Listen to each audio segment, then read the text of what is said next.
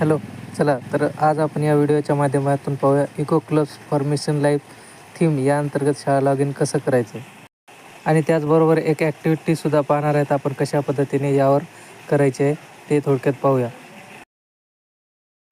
त्यासाठी आपण सर्वात आधी गुगलमध्ये जायचं आहे. गुगलमध्ये गेल्याच्या नंतर इको क्लब्स education.gov.in हे असं सर्च करायचं आहे. इथे पाहू शकता तुम्ही इको क्लब्स education.gov.in हे मी सर्च करत आहे. सर्च केल्याच्या नंतर आपल्यासमोर पहिलीच वेबसाईट येणार आहे बघा, मिनिस्ट्री ऑफ एज्युकेशनची इको क्लब्स या नावाने. ती आपल्याला ओपन करायची आहे. ओपन केल्याच्या नंतर हे असं पेज आपल्यासमोर ओपन होईल. आता आपण इथं उजव्या बाजूला यायचं आहे. इथे आपल्याला एक लॉग इन हे ऑप्शन दिसते. या लॉग इनवर क्लिक करायचं. लॉग इनवर क्लिक केल्याच्या नंतर आपल्यासमोर असे 3 ऑप्शन दिसतील बघा, school log in, faculty log in आणि स्टेट ॲडमिन लॉग इन. तर आपल्याला स्कूल लॉग इनवर लॉग इन करायचं आहे. स्कूल लॉग इनवर लॉग इन केल्याच्या नंतर हे पेज आपल्यासमोर ओपन होईल.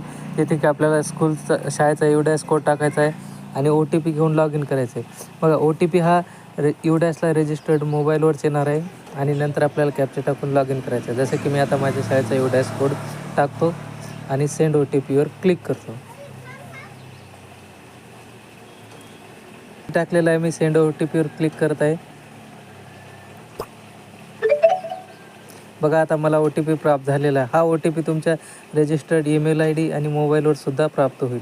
तुम्ही दोन्हीपैकी कुठलाही घेऊन इथे टाकू शकता आणि खाली कॅप्चा दिसतो, तिथे आपल्याला कॅप्चावर सबमिट करायचं आहे. कॅप्चा भरून सबमिट केलं की हे पहा माझ्यासमोर आलेलं लॉग इन सक्सेसफुल. खाली शाळेचं नाव आलेलं आहे आणि त्याच्यासमोर खाली ज्या काही आपण ॲक्टिव्हिटी केल्या असतील तर त्या ॲक्टिव्हिटी दाखवेल. हे अशा पद्धतीने आपल्यासमोर इंटरफेस दिसेल. याचा अर्थ आपण इको क्लब्स या वेबसाईटवर शाळेचं लॉग इन केलेलं आहे. अशा पद्धतीने आपल्याला इथे लॉग इन करायचं आहे. त्यामध्ये एक ॲक्टिव्हिटी आहे, मी ती तुम्हाला थोडक्यात सांगतो कशा पद्धतीने करू शकता तुम्ही. आपल्याला इथं गुगलमध्ये यायचं आहे ती ॲक्टिव्हिटी करण्यासाठी. बघा ॲक्टिव्हिटी करण्यासाठी आपल्याला काय करायचं आहे, इथं QR कोड असं सर्च करायचं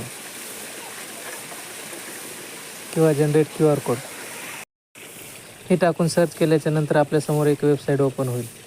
हे पहा इथे पहिलीच वेबसाईट ओपन झालेली आहे, फ्री QR कोड मेकर. याच्यावर आपल्याला क्लिक करायचं आहे.